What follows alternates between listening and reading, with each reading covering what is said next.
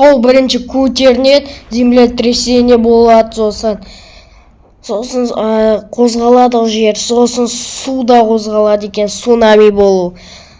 Барлық су тартылады, жиналады, барлық цунами болу үшін землетрясение мен цунами болады ғой, землетрясение болса. Барлық сулар жиналады, андай алда тұрған сулардың барлық кетеді, цунамиге жиналады. Өйткені қатты болу үшін цунами барлығын қирату үшін сөйтеді екен, достар. Сол үшін қашып үлгеру керек екен, достар.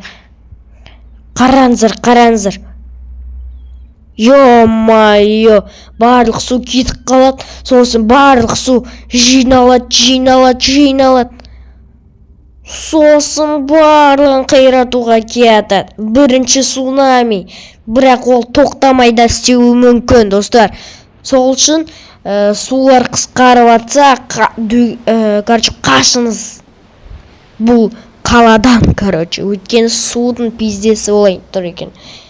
Қараңыздар, су басып кетті қаланы.